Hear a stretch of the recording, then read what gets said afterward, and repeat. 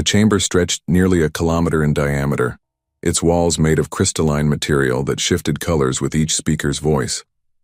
Representatives from 47 different species sat in their designated sections, some breathing oxygen, others methane, some existing as pure energy contained within magnetic fields. This was the Galactic Council, the governing body that had maintained peace across 3 spiral arms for over 2,000 standard years. Ambassador Kelthrix of the Zynthian hegemony stood at the central podium, his 6 eyes gleaming with confidence. His scales reflected the chamber's ambient light, creating patterns that his species used to convey subtle emotional states. Right now, those patterns showed calm assurance. "Honored council members," Kelthrix began, his translator converting his clicks and whistles into neural impulses that each species could understand. "I present the final survey report on the planet designated as Terra 3, locally known as Earth." A holographic projection materialized above the podium, showing a blue and green world rotating slowly. Continents were clearly visible, along with swirling white clouds and vast oceans. "The planet contains abundant resources," Kelthrix continued. "Rare earth minerals, fossil fuels, biological diversity unmatched in this sector. The dominant species, calling themselves humans, has achieved early industrial spaceflight, but remains confined to their planet and immediate satellite." Council member Vrath, a gaseous being from the Methane Collective, pulsed with interest. "What of their military capability?" Kelthrix's scales shifted to show amusement. "Primitive by our standards. They still use chemical propulsion for most applications. Their weapons are largely kinetic, or based on simple nuclear fission. Our analysis suggests they are approximately 400 years behind standard council technology." "And their political structure?" asked Representative Quill, whose species resembled large, intelligent birds. "Fragmented," Kelthrix replied. "Over 200 separate nations constantly in conflict with one another. They cannot agree on basic planetary management. They war over resources, ideologies, and visible lines on maps. In the past century alone, they have fought 2 major planetary conflicts and countless smaller ones. They are divided, violent, and completely unprepared for contact with a unified galactic civilization." The hologram shifted to show images of human cities, human vehicles, human weapons. To the council members, everything looked quaint and primitive. Their own species had moved beyond such crude technologies millennia ago. "What is your proposal?" asked the council arbiter, an ancient being whose species had founded the council itself. Kelthrix's scales showed determination. "Standard pacification protocol. The Zynthian hegemony requests authorization to incorporate Earth into our territorial sphere. We will offer them the choice: peaceful integration into galactic civilization under our guidance, or military intervention followed by the same result. Either way, they will be brought into the Council's sphere of influence, their resources properly managed, their violent tendencies curtailed." There was a moment of silence as the Council members consulted with their advisors and reviewed the data. This was not an unusual request. In the past 500 years, the Council had integrated 17 primitive species through similar methods. Some had accepted peacefully. Others had required military intervention. But these campaigns rarely lasted more than a few weeks. Once a species witnessed the technological superiority of the Council, resistance crumbled. "The violence concerns me," spoke Representative Quill. "The report indicates they have killed billions of their own kind throughout their history." Kelthrix's scales showed dismissal. "Exactly why they require guidance. They fight because they know nothing else. Once they understand their place in the galactic order, once they see that resistance is futile, they will accept peace. It is the pattern we have seen with every primitive species." "How many ships will you commit?" asked Vrath. 200 vessels, Kelthrix answered. "More than sufficient. Our war games suggest we could pacify the planet with 50, but we prefer to make an overwhelming show of force. Let them see the futility of resistance immediately." The Council Arbiter's image flickered as it processed information from multiple sources simultaneously. "Very well. The Council authorizes the Zynthian hegemony to initiate first contact protocols with Earth. Follow standard procedures. Offer peaceful integration. If refused, you may proceed with limited military intervention. Casualty limits are set at 5,000 military and 500 civilian losses for the target species. If casualties exceed these numbers, you must return to the Council for additional authorization." Kelthrix bowed, his scales showing gratitude and anticipation. Thank you, honored arbiter. We will have results within 3 standard weeks. As the council session ended, and representatives began departing through various portals and airlocks, few gave the matter another thought. Earth was just another primitive world, its integration inevitable, its people soon to be enlightened. None of them bothered to study human history in any detail.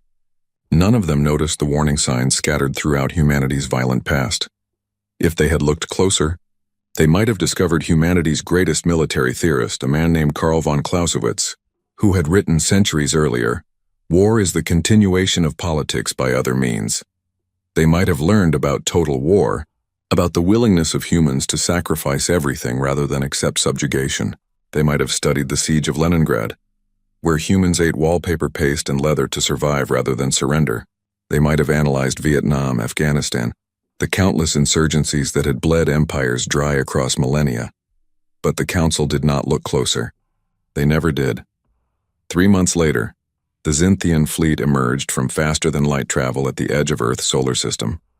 200 ships, each one larger than anything humans had ever built, arranged themselves in a formation designed to be visible from Earth's surface with primitive telescopes.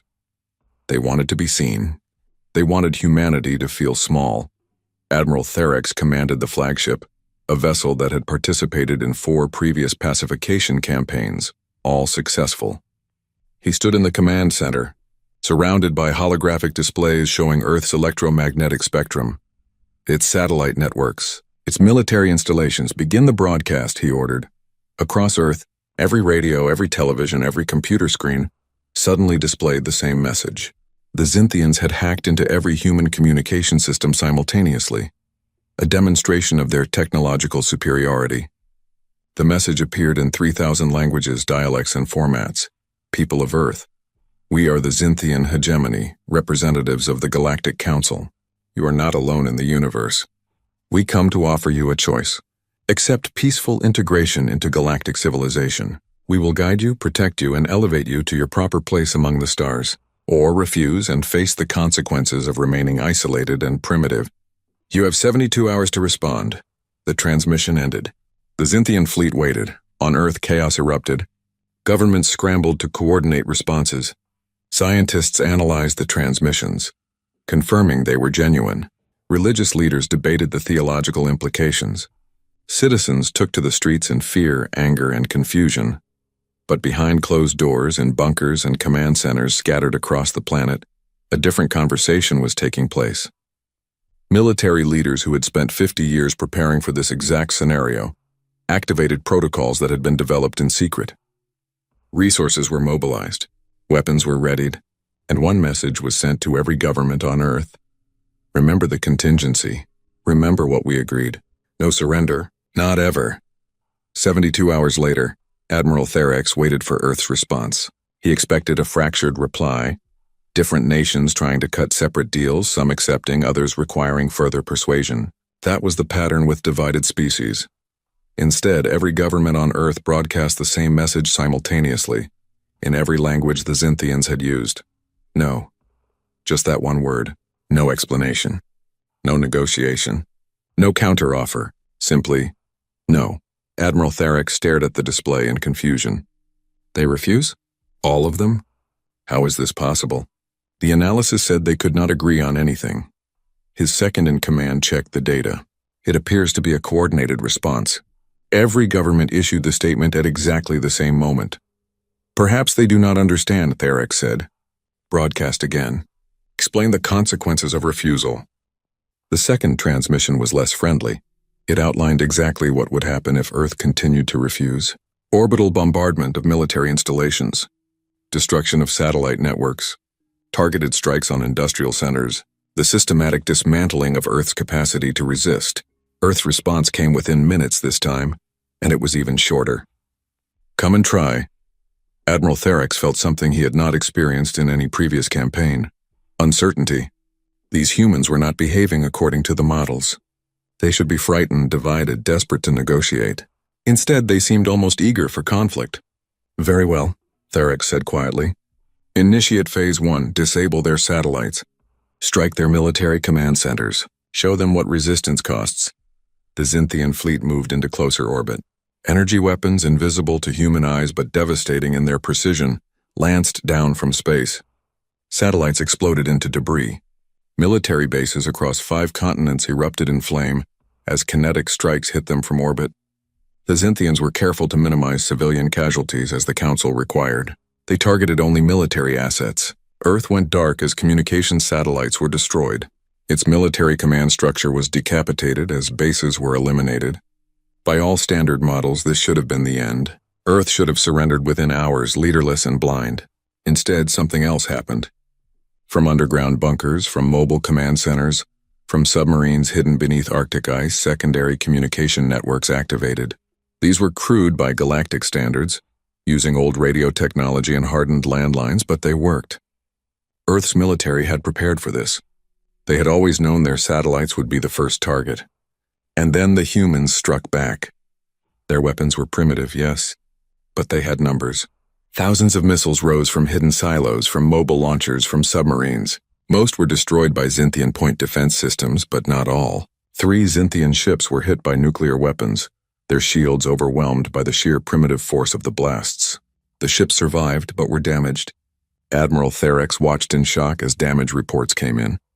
They used nuclear weapons against spacecraft? Who does that? Someone who doesn't care about the consequences, his second-in-command replied. Sir, I'm detecting launches worldwide. They're expending their entire nuclear arsenal. All of it? That will render portions of their own planet uninhabitable. I don't think they care. The battle continued for 6 hours. When it ended, 8 Zynthian ships were destroyed or critically damaged. The fleet had lost more vessels in one engagement than in the previous 4 campaigns combined. Earth's satellite network was gone and 7 military bases were rubble, but the planet was still resisting. Therex sent his first report back to the hegemony. Phase 1 incomplete. Casualties higher than projected. Human resistance exceeds all models. Requesting permission to proceed to Phase 2. Ground operations. The Zynthian High Command reviewed the report with confusion and growing concern. 8 ships lost? To primitives? But they approved Phase 2. Perhaps the humans simply needed to see Zynthian soldiers on their soil to understand the futility of resistance. Admiral Therex selected 5 landing sites: New York, Beijing, Moscow, Mumbai, and São Paulo. Major population centers on different continents. The Zynthians would establish control, install provisional governments, and demonstrate that resistance was over. The landing craft descended through the atmosphere, shielded against the primitive anti-aircraft fire that rose to meet them. They landed in the hearts of these great cities, and Zynthian soldiers emerged, expecting to take control. What they found instead was something no galactic species had experienced in 1,000 years: total war. Every human was a potential enemy. Every building a potential fortress. Every street a potential killing ground. In New York, a Zynthian patrol was ambushed not by soldiers but by civilians with hunting rifles and homemade explosives. In Beijing, children planted tracking devices on Zynthian vehicles. In Moscow, babushkas poisoned supplies. In Mumbai, engineers turned industrial equipment into improvised weapons. In São Paulo, the favelas became labyrinths of death for any Zynthian patrol foolish enough to enter. Within the first week, Zynthian casualties reached 5,000. Admiral Therex sent an urgent message to the hegemony. These are not soldiers and civilians. Everyone fights.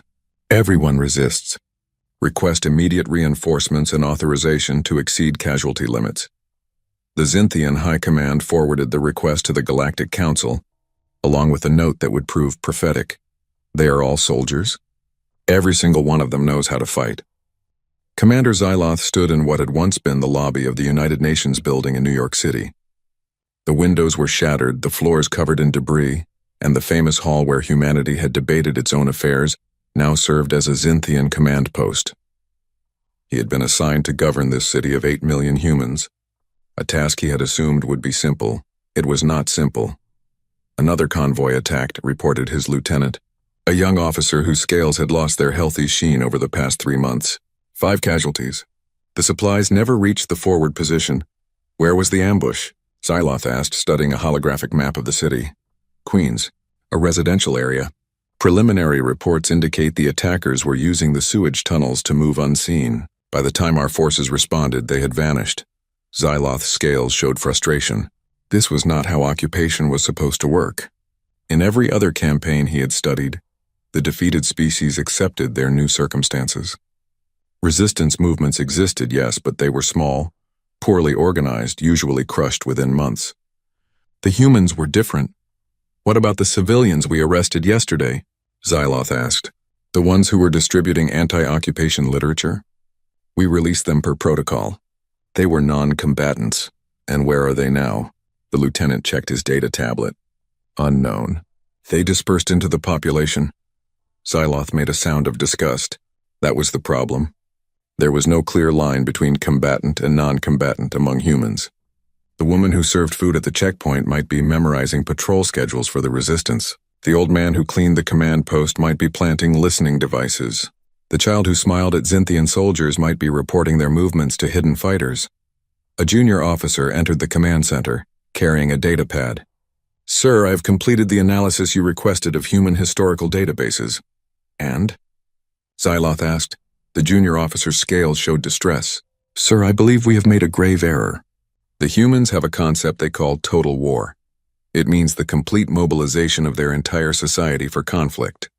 They do not separate military from civilian, soldier from citizen. When they fight for survival, everyone contributes.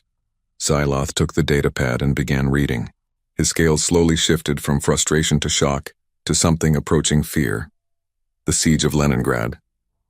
Nearly 3 years where a human city refused to surrender despite starvation, despite cold, despite artillery bombardment that killed 1 million people. The citizens had eaten leather, boiled wallpaper for the paste, consumed anything remotely organic to survive. And they had not surrendered. Vietnam. A technologically superior force with overwhelming firepower had occupied the country for years. The locals had simply refused to stop fighting, wearing down the occupiers through constant small attacks until the cost became unbearable. Afghanistan. Multiple empires had tried to conquer it over centuries. All had failed. The terrain was harsh, but it was not the land that defeated them. It was the people who would not accept foreign rule regardless of the cost. World War II. Industrial output devoted entirely to war. Women working in factories while men fought. Children collecting scrap metal. Scientists developing new weapons, an entire species focused on one goal, victory or death. They have done this before, Xyloth said quietly. This is not new to them. This is how they fight when they believe they face extinction. What do we do? Asked the lieutenant. Before Xyloth could answer, alarms blared throughout the command center. Multiple explosions rocked the building. Xyloth rushed to the tactical display and saw reports flooding in from across the city.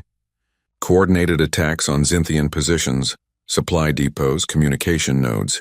Dozens of locations hit simultaneously. How did they coordinate this? The lieutenant shouted over the noise. We monitor all their communications. The ones we can detect, Xyloth replied grimly. He thought of all the humans moving through the city every day. Delivery drivers, maintenance workers, food vendors. Any of them could carry messages. The humans were using their own daily activities as cover for a vast network of resistance. The attack lasted 30 minutes. When it ended, 14 Xynthian soldiers were dead, 3 important supply caches destroyed, and the communication relay on the building's roof was wrecked. The humans had struck, inflicted damage, and vanished back into the population. Xyloth sent a report to Admiral Therex. Governance is impossible. The population is entirely hostile. Every human is a potential threat.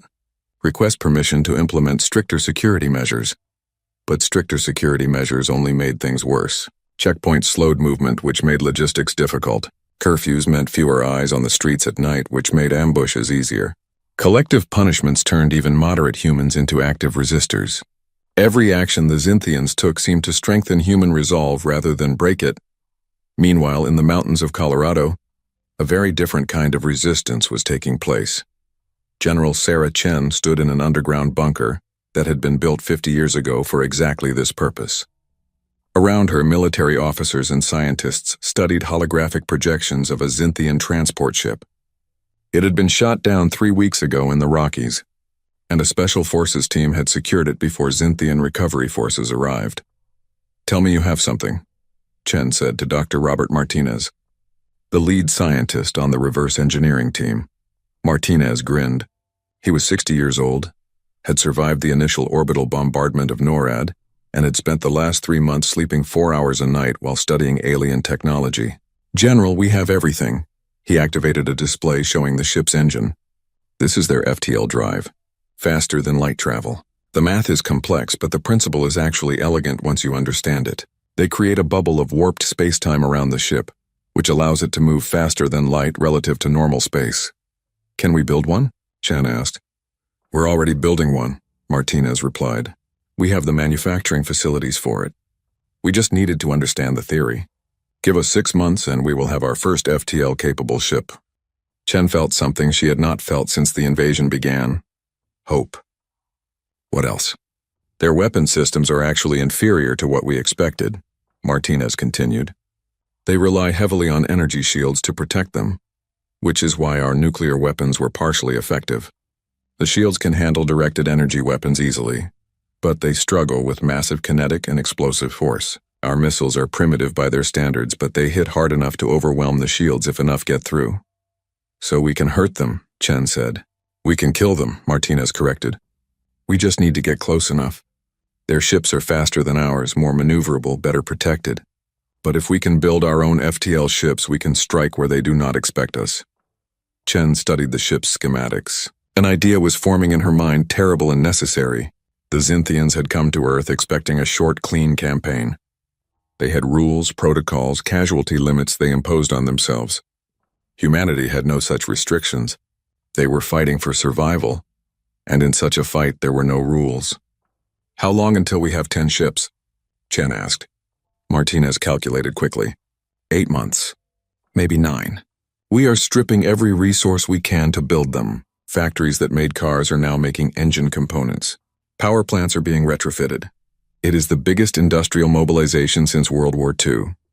Make it 7 months, Chen said. I do not care what it takes. Cut corners. Sacrifice safety margins if you must. We do not need these ships to last long. We just need them to reach the Xinthian home system. Martinez understood immediately. His expression became grim. You want to do to them what they did to us. Worse, Chen said. I want them to understand what it means to bring war to Earth. Across the planet, similar conversations were happening. In underground factories in China, engineers were building modified nuclear weapons specifically designed to overwhelm Xinthian shields. In submarine bases beneath the Arctic, attack subs were being refitted with captured Xinthian weapons. In abandoned mines in South Africa, resistance fighters were training with equipment that human soldiers had hidden before the invasion. The Galactic Council had assumed that destroying Earth satellites and military bases would leave humanity blind and helpless. They had not considered that humans had survived for millennia without such technology. They knew how to fight with less. They knew how to adapt. In Moscow, a Xinthian patrol was lured into an abandoned subway tunnel and buried under tons of rubble from a controlled demolition. In Beijing, a ranking Xinthian official accepted food from a local vendor and died hours later from a poison that Xinthian medical scanners could not detect. In Mumbai, children played soccer in the streets while memorizing the times and routes of Xinthian convoys. Information that would be passed to resistance cells through a network of runners that used no electronic communication the Xinthians could intercept. The Council had sent 3 more species to assist the Xinthians. The Vreth Collective contributed another 100 ships. The Korath Unity sent ground forces specialized in urban warfare. The Pleiadian Alliance provided advanced sensors to help detect human resistance movements. It did not matter. The humans adapted to every new tactic, every new technology. They learned that Vreth sensors could detect electronic devices, so they stopped using them and switched to written messages. They discovered that Korath troops had excellent vision but poor hearing, so they attacked at night using subsonic weapons. They found that Pleiadian equipment was vulnerable to moisture, so they struck during rainstorms. 6 months into the occupation, Xinthian casualties had reached 40,000. Vreth losses were at 15,000. The Korath had lost 10,000 soldiers. The Pleiadian Alliance was withdrawing their sensor operators after losing 2,000 personnel in a single coordinated strike across multiple cities. Admiral Therex sat in his command ship above Earth, studying casualty reports that should have been impossible. His scales had dulled, his posture showed defeat. How? He asked his staff. How are primitives doing this to us? His chief intelligence officer, who had spent months studying captured human documents, finally understood. Because they do not think they are fighting a war, Admiral. They think they are fighting for extinction. To them, this is not about territory or resources or honor. This is about whether their species survives or dies. And a species that believes it faces extinction will do anything, sacrifice anything, become anything necessary to survive. They are willing to destroy themselves to stop us. Attacke said quietly. No, Admiral. They are willing to destroy us, themselves and anyone else who threatens them. They have been doing it to each other for thousands of years. We are just the newest enemy. Attacke sent his report to the Galactic Council. It was 300 pages long and included detailed analysis of human military history, psychological profiles, and strategic doctrine. The conclusion was simple. Earth cannot be pacified through conventional means. Recommend immediate withdrawal and quarantine. The Council received the report with disbelief. Withdraw from primitives? Impossible. It would shatter the Council's prestige. It would show weakness. It would encourage other species to resist. They voted to send more forces. They voted to authorize higher casualty limits. They voted to continue the campaign until Earth surrendered. It was the worst decision they would ever make. Because while the Council debated, 7 human ships completed their trials in secret orbital construction facilities the Xinthians had never found. They were ugly, crude things compared to Xinthian vessels. They were built with salvaged alien components and human desperation. Their crews had trained for only 3 months instead of the years standard galactic protocol required. But they could travel faster than light. And General Sarah Chen had a target in mind. Prepare the fleet, she ordered. We are going to show them what total war really means. We are going to strike the Xinthian homeworld. The Xinthian homeworld of Zinthros was a paradise by galactic standards. 3 billion inhabitants lived in harmony across 7 continents. Cities built over thousands of years rose gracefully from carefully maintained landscapes. The Xinthians had not experienced warfare on their home planet in over 4,000 years. Their military existed to project power elsewhere, to maintain order in the territories they controlled. They had no reason to expect an attack. High Chancellor Mervix stood in his office overlooking the capital city of Theron, reading the latest reports from Earth. The casualty numbers troubled him. 60,000 Xinthian dead now, with no end in sight. 3 other Council species had pulled their forces back, unwilling to continue suffering losses against the humans. The situation had become untenable. We should withdraw, said his chief advisor, an elderly Xinthian whose scales had faded to almost white with age. The cost exceeds any possible benefit from occupying Earth. And show weakness? Mervix replied. If we withdraw from primitives, our position in the Council will be destroyed. Other species will question our strength. Territories we control might rebel. Better a loss of prestige than continuing to lose our people, the advisor argued. Before Mervix could respond, alarms began screaming throughout the building. His communication panel lit up with urgent alerts. He activated it and saw the face of Admiral Kelthix, commander of the Homeworld Defense Fleet. Chancellor, we have multiple contacts emerging from FTL at the edge of the system. Kelthix's scales showed shock and confusion. 40 vessels, unknown configuration, but signatures match captured Earth technology. Mervix felt his blood run cold. That is impossible. The humans do not have FTL capability. They do now, Chancellor. And they are heading straight for Zinthros. The 7 human ships emerged from faster-than-light travel with all the grace of stones thrown through a window. Their FTL drives were crude, inefficient, and dangerous. 2 of the ships had taken damage during the jump and were already venting atmosphere. But they had made it. They had crossed dozens of light years to reach the heart of the Xinthian hegemony. Admiral Chen stood on the bridge of the UNSS Defiance, humanity's first true warship built for space combat. Around her, a crew of 200 worked at stations that were still being debugged. Half the systems had never been tested in real combat conditions. Some would probably fail when they were needed most. She did not care. This was not about winning a clean victory. This was about sending a message. Status of the fleet? She asked. Commander Jackson checked his displays. 7 ships operational, 2 running at reduced capacity. The Retribution and the Vengeance took drive damage during the jump. They are at 60% efficiency. Will they fight? They will fight until they cannot anymore, Admiral. Chen smiled grimly. That was the human way. And the defenders? Counting 300 vessels. Cruisers, destroyers, defense platforms. They are forming up to meet us. The odds were overwhelming. The Zynthian home defense fleet outnumbered them nearly 8-1. Each Zynthian ship was more advanced, better armed, crewed by trained personnel who had drilled for years. By every logical calculation, the human fleet should not have made it past the outer system defenses. But logic assumed both sides were playing by the same rules. Do they know who we are? Chen asked. We are broadcasting on all frequencies. Human vessels from Earth, I think they know. Good. Then they understand why we are here. Chen activated the fleet-wide channel. All ships, this is Admiral Chen. You know the mission. You know what they did to our world.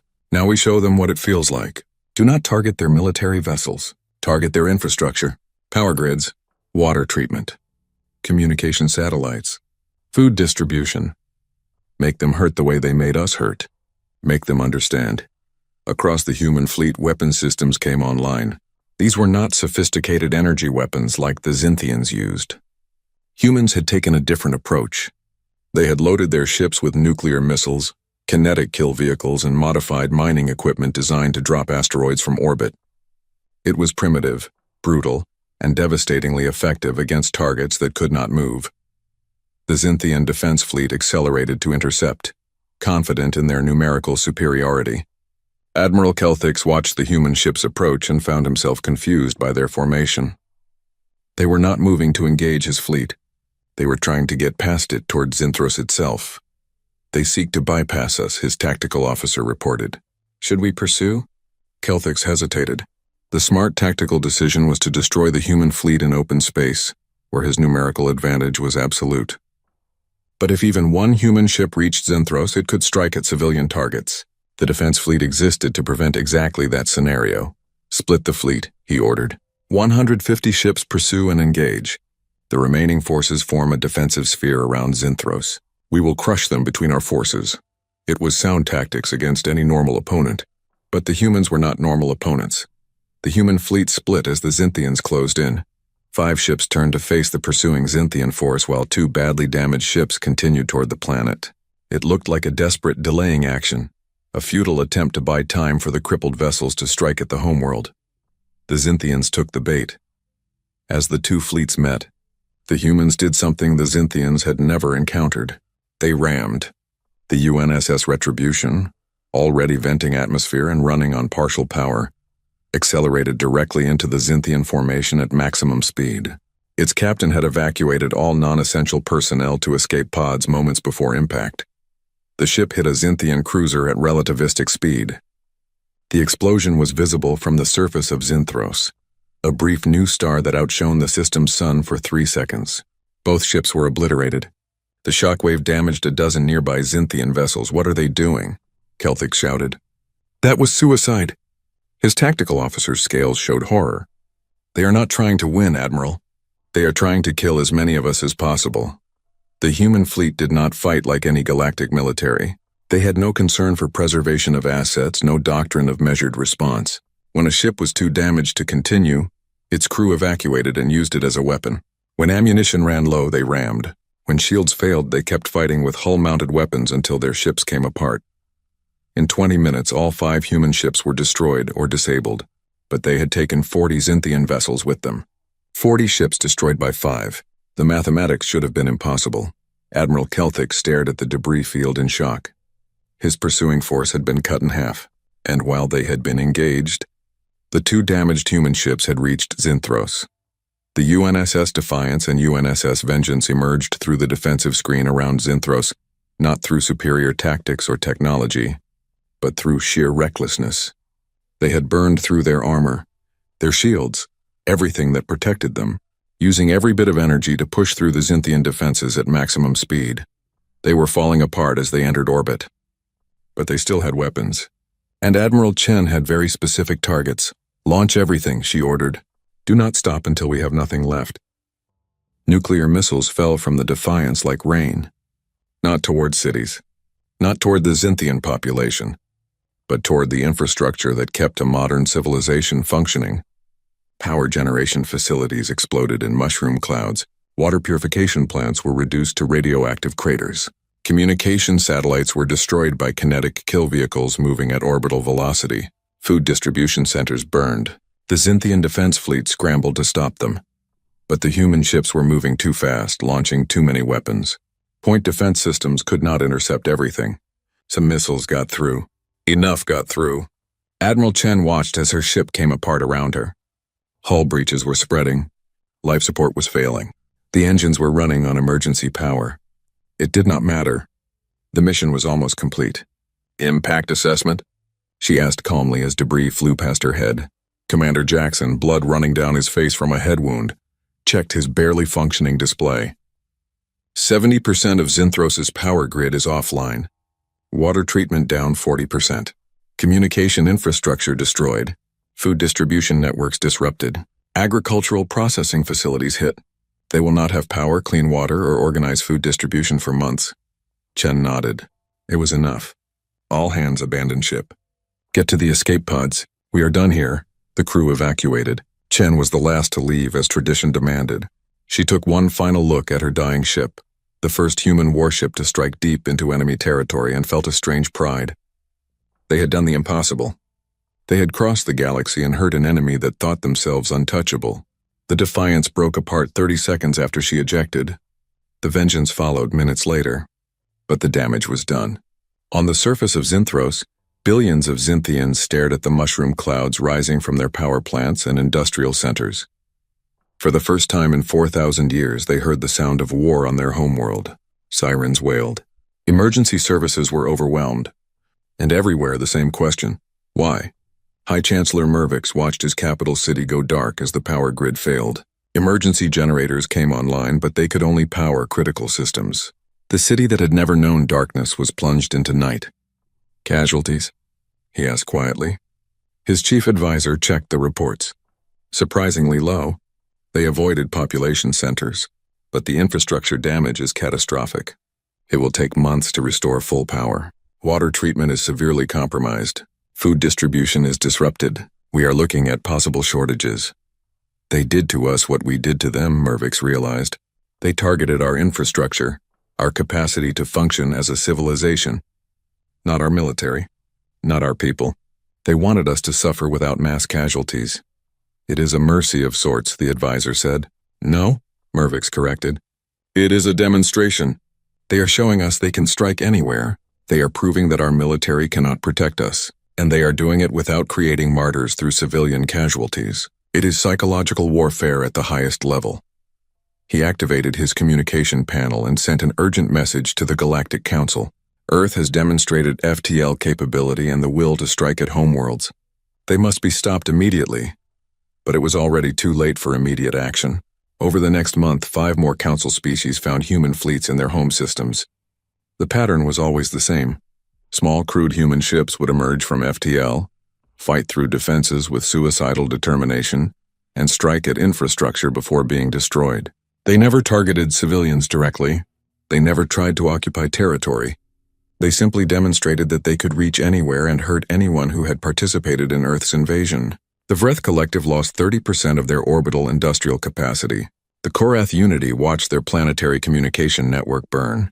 The Pleiadian Alliance suffered damage to their water reclamation systems that would take years to fully repair. Each attack left the targeted species weakened, frightened, and questioning why they had ever agreed to help occupy Earth. The casualties were relatively low by galactic standards. But the psychological impact was immense. Humanity had shown the galaxy that their homeworlds were not safe, that their technological superiority did not guarantee protection, that a species fighting for survival would cross any distance, pay any price, to hurt those who threatened them. In the Galactic Council chambers, panic began to spread. Species that had not even sent forces to Earth started demanding protection. How could they defend against an enemy that would sacrifice entire fleets just to deliver a single strike? How could they feel safe when humans had proven they could reach any world? Ambassador Kelthrix, whose scales had gone completely gray from stress, stood before the council. We must negotiate. The humans have proven they cannot be defeated through conventional warfare. Every attack we make on Earth costs us more than it costs them. Every ship they lose, they replace with captured technology. and now they strike at us with impunity. You suggest we surrender to primitives? Demanded a council member from a species that had not yet been attacked. I suggest we end this war before it destroys us all, Kelthrix replied. The humans do not fight to conquer. They fight to survive, and they have shown they will burn down the entire galaxy to ensure that survival. We must make peace before they do worse. The council debated for hours. Some species wanted to escalate, to launch a massive assault that would finally break human resistance. Others wanted immediate withdrawal. Still others proposed quarantine, simply leaving Earth isolated and hoping humanity would eventually calm down. While they debated, Admiral Chen and the surviving crews from the human strikes were being recovered by clandestine operations. Not all of them made it home. Many were captured by Xinthian forces. But those who did return were hailed as heroes. And in secret facilities scattered across Earth and in hidden locations throughout the solar system, humans were building more ships. Bigger ships. Better ships. They were learning faster than the Council had believed possible, adapting captured technology and combining it with human innovation in ways the galaxy had never seen. The question was no longer whether humanity could be defeated. The question was whether the Galactic Council could survive if they continued trying. The Galactic Council emergency session had been going for 3 days straight. Representatives from 47 species argued, threatened, and blamed each other, while their homeworlds burned. Well, not literally burned, but the infrastructure damage from human strikes had created chaos across a dozen worlds. Council Arbiter Xenthil, the ancient being who had guided the Council for 5 centuries, finally called for silence. Its form shimmered as it processed input from thousands of sources simultaneously. When it spoke, every species heard the words in their own way, as neural impulses or sound waves or quantum fluctuations depending on their biology. We face an unprecedented crisis, Xenthil began. A species we attempted to integrate through standard protocols has responded by striking at the homeworlds of Council members. They have demonstrated technological capabilities we assured ourselves they did not possess, and they have inflicted casualties that exceed the past 3 centuries of Council conflicts combined. Representative Quill, whose species had not participated in the Earth invasion, spoke up. Then the solution is obvious. Withdraw all forces from Earth, end this disastrous campaign, and destroy the Council's credibility, snapped Ambassador Kelthrix. If we withdraw, every primitive species in the galaxy will believe they can resist integration. We will have chaos. We already have chaos, Quill replied, feathers ruffling in agitation.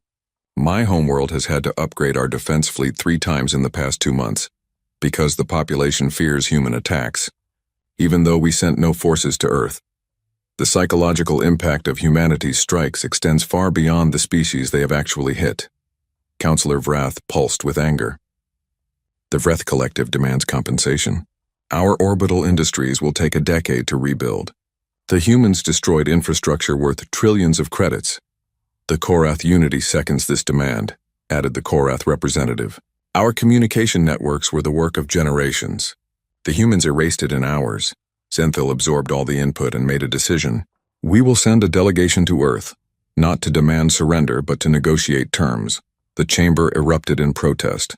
Negotiate? With primitives who had attacked Council homeworlds? It was unthinkable. We have no choice, Xenthil said firmly. Analysis of human capabilities shows they are advancing faster than any species in recorded history. They went from no FTL technology to striking across dozens of light years in under 8 months. If we continue this conflict, they will only become more dangerous. We must find a way to end this war before they develop weapons that could threaten the entire Council structure. What terms could we possibly offer them? Kelthrix asked.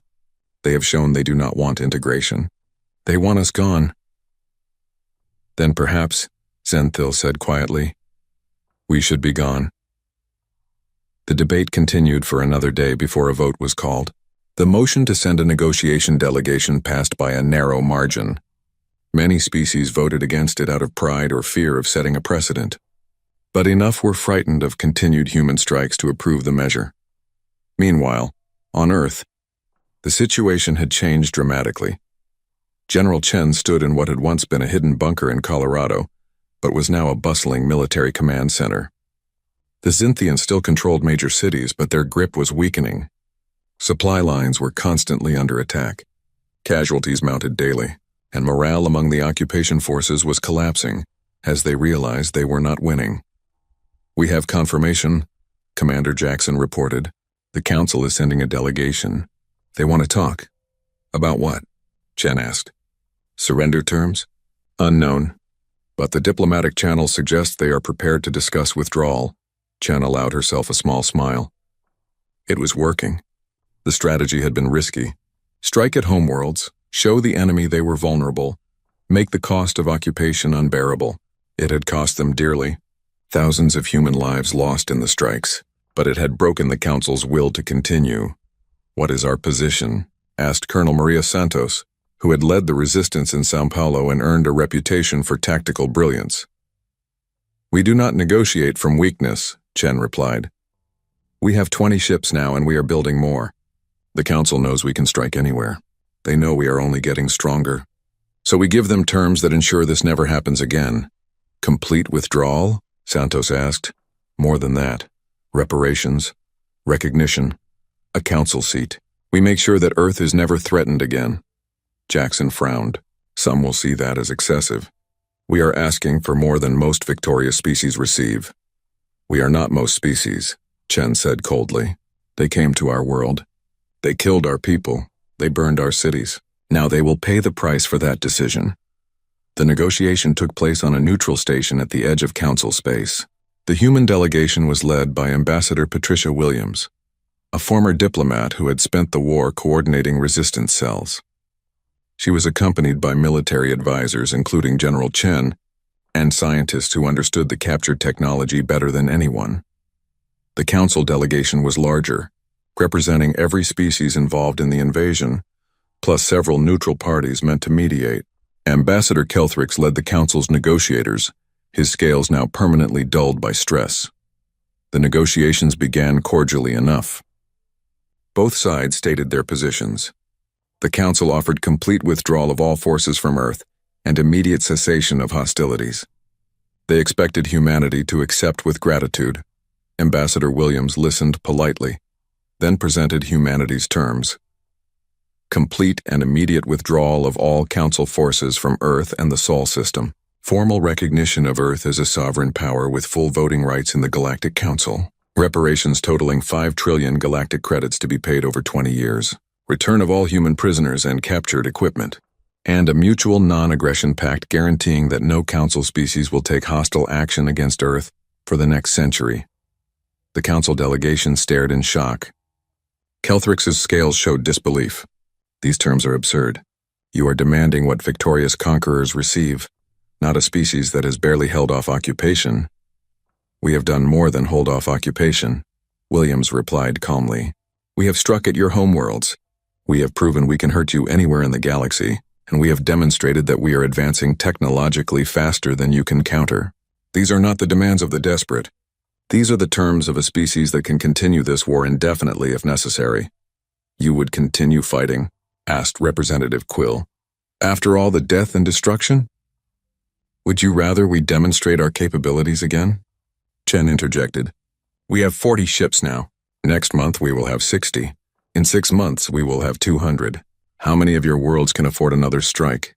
The Council delegation requested a recess to consult with their governments. The negotiations dragged on for 3 weeks as the Council members debated among themselves. Some wanted to reject the human demands outright. Others urged acceptance, fearing what would happen if humanity continued its attacks. The turning point came when human intelligence officers revealed something that shocked the Council negotiators. During the occupation, humanity had not just been fighting. They had been infiltrating. Ambassador Williams presented evidence that human special forces teams had been deployed to over 30 Council worlds. They had been there for months, studying infrastructure, identifying vulnerabilities, and preparing contingency plans. The revelation was devastating. The Council had assumed the human strikes were purely military operations requiring fleets and heavy weapons. They had not considered that humans might already be present on their worlds waiting. "You have sleeper agents on our planets?" Kelthrix demanded. "We have insurance," Williams corrected. 200 teams scattered across your worlds. They are not soldiers preparing attacks. They are observers making sure you honor whatever agreement we reach. But if you force us to continue this war, they can become something else. It was a bluff. Partially. Humanity did have teams deployed, but not nearly as many as they claimed. However, the Council had no way to verify this. Their security services began frantic searches, but finding well-trained human infiltrators on worlds with billions of inhabitants was nearly impossible. The psychological impact was exactly what humanity needed. The Council species realized they could not feel safe even on their own worlds. The humans had proven they could reach anywhere, strike anything, and fade away before being caught. 4 weeks after negotiations began, the Council accepted humanity's terms with only minor modifications. The vote was not unanimous. Several species voted against it, claiming it would set a dangerous precedent and show weakness, but enough were frightened of continued conflict to approve the agreement. The Treaty of Sol, as it became known, granted Earth everything it demanded: full sovereignty, Council membership with equal voting rights, reparations, non-aggression guarantees, and most importantly, recognition as a species that would not be threatened again. The withdrawal began immediately. Xinthian forces evacuated New York, Beijing, Moscow, Mumbai, and Sao Paulo. Other Council species pulled their troops from occupied territories. Within 3 months, no alien military forces remained on Earth except for small embassy guards as permitted by diplomatic protocols. Earth celebrated, but the victory was bittersweet. 400 million humans had died during the invasion. Cities lay in ruins. The environment had been damaged by nuclear weapons and orbital strikes. The reconstruction would take decades, and the galaxy had changed too. The Council's absolute authority was broken. Other species began questioning whether they needed to accept Council dictates. Some primitive worlds that heard about Earth's victory began preparing their own defenses, just in case the Council came for them next. In the Council chambers, now including a human representative, the mood was tense. Ambassador Williams took her seat among the 47 other species, representing humanity's interests. Many Council members refused to acknowledge her. Others were openly hostile, but all of them were afraid. Because humanity had taught the galaxy a lesson it had forgotten over millennia, of managed conflicts and ritualized warfare. Some species will not accept subjugation. Some will fight with everything they have, regardless of the cost. And some will bring the war to your doorstep if you threaten their survival. Councillor Xenthil observed the changed dynamics and understood that the galaxy had entered a new era. For thousands of years, the Council had maintained peace through overwhelming force and the threat of collective action. Now there was a species that had defeated collective action through sheer determination. The question was not whether humanity would attack again. The question was whether the Council could maintain its authority now that the myth of invincibility was shattered. In a private conversation with Ambassador Williams after the first official Council session, Xenthil asked a question that had been troubling it. Why did you not target our civilians? You struck at infrastructure but avoided population centers. You could have killed billions if you had wanted maximum impact. Williams considered her answer carefully. Because we are not monsters, Arbiter. We fought to survive, not to commit genocide. We wanted you to stop, not to destroy you. There is a difference between defending yourself and becoming the thing you are fighting against. And if we had not stopped, if we had continued the invasion, Williams met the Arbiter's gaze directly. Then we would have shown you how much worse we could be. But we hoped it would not come to that. We hoped you were capable of learning. Xenthil processed this information and realized something profound. Humanity had not just defeated the Council militarily. They had defeated it morally.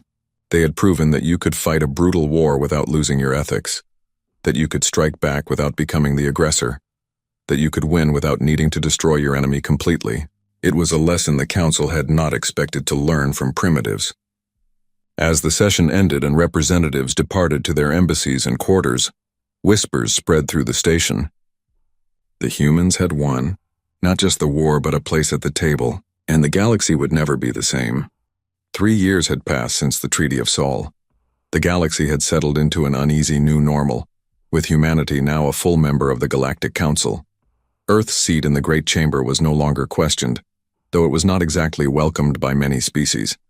Ambassador Patricia Williams stood at the Council podium, presenting Earth's quarterly report on technological advancement. It was a routine procedure, but nothing about humanity's presence in the Council felt routine. The numbers she presented made many representatives uncomfortable. Earth's industrial capacity has reached 80% of pre-invasion levels, Williams reported. Our FTL fleet now numbers 300 vessels, a mix of military and civilian craft. We have established trade agreements with 17 species and opened cultural exchanges with 9 others.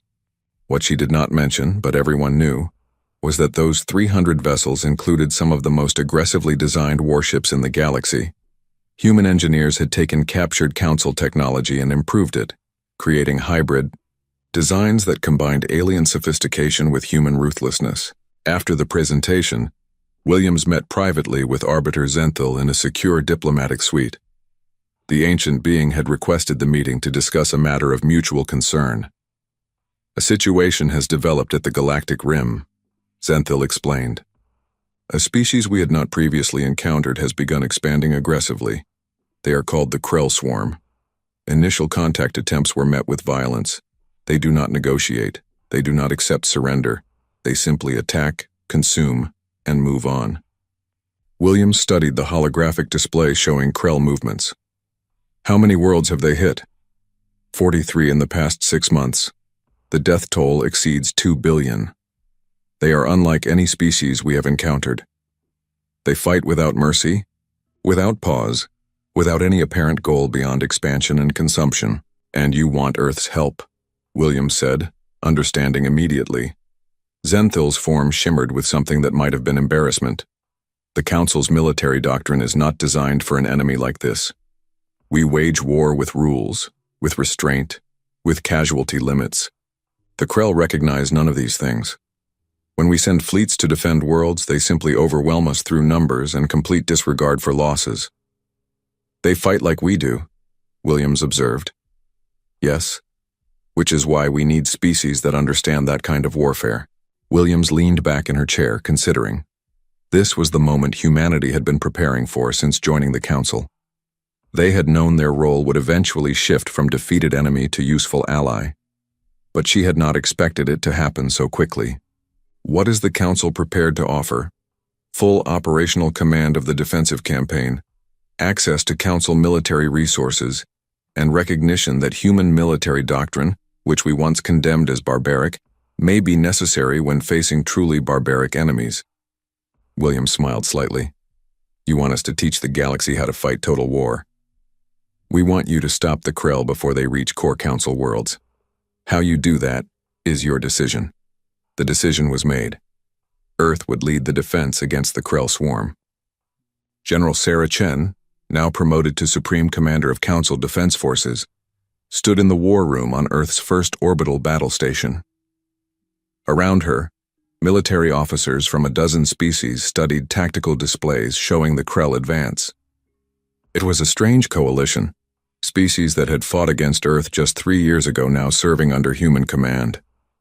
The Krell do not maneuver, Chen explained, pointing at the display. They do not flank. They do not use sophisticated tactics. They simply mass their forces and charge forward. Against traditional Council fleets, this is devastatingly effective because Council ships are designed for precision engagements, not grinding attritional warfare. A Zynthian officer, Commander Xyloth, who had once occupied New York, raised his hand. How do we counter this? We make them pay for every meter they advance, Chen replied.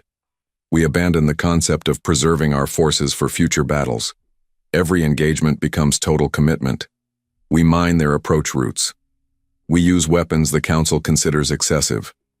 And we teach them what humanity learned thousands of years ago. There is a price for aggression, and we will make them pay it. The strategy Chen proposed horrified the Council's traditional military minds. It involved accepting heavy casualties, using weapons of mass destruction without hesitation, and abandoning worlds to deny the Krell resources. It meant fighting with the same ruthless determination that humanity had shown during the invasion. But it was approved, because the alternative was watching the Krell consume the galaxy world by world. The first major engagement came at the Threshold system, a hub world with 4 billion inhabitants. The Krell fleet numbered over 8,000 vessels, each one a biological ship grown rather than built. They did not communicate. They did not respond to hails. They simply advanced toward the planet like a swarm of locusts. The defense fleet numbered only 1,500 ships, but it included 200 human vessels and was commanded by human officers who had learned warfare in Earth's most brutal conflicts. Chen watched from her flagship as the Krell approached. All vessels, execute Protocol Omega. What followed was not a battle by traditional galactic standards. It was slaughter, brutal and efficient. The human-led fleet did not try to engage the Krell in honorable combat. They seeded the Krell approach vector with millions of mines. They fired nuclear weapons in spreads designed to maximize destruction. They rammed when necessary, used chemical weapons, biological agents, anything that would kill efficiently. The Council species fighting alongside humanity were shocked by the brutality, but they were more shocked by the results. The Krell lost 6,000 ships before reaching the planet. The defense fleet was reduced to 800 vessels, but they had held. This is how you fight an enemy that will not stop, Chen broadcast to all Council forces. You hurt them until they cannot continue. You make advance so costly that even they must pause. There is no glory here, no honor, only survival. Over. The next year, the pattern repeated across 24 systems. The human-led forces stopped the Krell advance through attrition, determination, and a willingness to use every tool of warfare the galaxy had considered too brutal for civilized conflicts. It was ugly, costly, and effective. But there were consequences. In the council chambers, debates raged about the methods being used. Some species praised humanity for stopping the Krell. Others condemned the brutality of the tactics. A faction emerged calling for humanity to be restrained, arguing they were becoming as dangerous as the threat they fought. Ambassador Williams addressed the council during one particularly heated debate. You asked us to stop the Krell. We are stopping them. If you want us to do it with one hand tied behind our backs, with your rules and your casualty limits and your doctrine of civilized warfare, then find someone else. But you already tried that approach, it failed. Now you have a choice. Accept that war against an enemy like the Krell requires harsh measures, or accept that the Krell will eventually reach your homeworlds. The council chose to allow the human approach to continue, but the decision was not unanimous. Trust in humanity was complicated. They were effective, yes, but they were also frightening. Species whispered that humans had become the council's attack dog, useful, but dangerous. The perception troubled Williams. She met with Chen during one of the general's rare returns to Earth. They are afraid of us, Williams said. Not just respectful, actually afraid. They needed us to be monsters to stop the Krell, and now they worry that we cannot stop being monsters. Chen looked out at Earth, still showing scars from the invasion but recovering. Maybe they are right to worry. We learned how to wage total war, and we are good at it, perhaps too good. Do you regret it? No, Chen said firmly. We did what was necessary to survive. Then we did what was necessary to protect the galaxy. But I understand their fear. We showed them something they had forgotten. That civilization is a thin layer over something much more primitive and brutal. And we proved we can access that brutality whenever we need it. The war against the Krell continued for another 18 months before the swarm finally retreated. Humanity's forces had killed an estimated 40,000 Krell vessels, though exact numbers were impossible to determine. The Council had lost 20,000 ships, with human vessels taking the highest casualties because they fought at the front of every engagement. Earth held memorial services for the 120,000 humans who died in the conflict. It was fewer than had died during the invasion, but still a staggering loss. And it raised questions about Earth's role in the galaxy. In the aftermath, the Galactic Council faced a fundamental question: what to do about humanity now? They had proven invaluable against the Krell. They had stopped a threat that traditional Council forces could not, but they had also demonstrated a capacity for violence that made other species deeply uncomfortable. A new role emerged, informally at first, then codified in Council regulations. Earth became the species of last resort. When normal diplomatic and military options failed, when an enemy proved too dangerous for conventional approaches, the Council would call upon humanity. It was not the role humanity had wanted when they joined the Council. They had hoped for integration, for partnership, for acceptance. Instead, they became the galaxy's necessary evil, respected but isolated. Cultural exchanges declined. Few species wanted their citizens visiting Earth, afraid of what human philosophy might teach them. Intermarriage was not legally prohibited, but it was socially discouraged. Human traders found themselves unwelcome in many ports. The galaxy needed humanity but did not want to be too close to them. 5 years after joining the Council, Ambassador Williams gave a speech at the Galactic Assembly that would be remembered for generations. "You invited us to join your civilization," she said. "Then you attacked us when we refused your terms. We defended ourselves with everything we had, and you call us brutal. You asked us to save you from the Krell, and we did. And now you fear us for the methods we used. You want us to be civilized when you need trade partners, and barbaric when you need warriors. You cannot have it both ways." She paused, looking around at the representatives from dozens of species. "We are what we are. We are capable of great art, profound philosophy, deep compassion, but we are also capable of great violence when threatened. We do not apologize for surviving. We do not apologize for protecting you. If that makes us uncomfortable members of this council, so be it. We will not change to make you comfortable." The speech created controversy, but it also sparked a deeper conversation across the galaxy. Young members of various species, particularly those who had served alongside humans against the Krell, began questioning their own society's approach to conflict. Military academies started teaching human tactical doctrines, not as primary strategy, but as a last resort when everything else failed. The textbook was called Doctrines of Species Survival, and it became required reading for officer candidates across the Council. It analyzed human military history, from ancient battles to modern conflicts, explaining how a species could wage total war when necessary and still maintain their ethical core. On Earth, the philosopher Dr. James Chen, Sarah Chen's nephew, published a book called The Burden of the Blade. It explored what it meant to be a society capable of extreme violence but committed to using it only when necessary.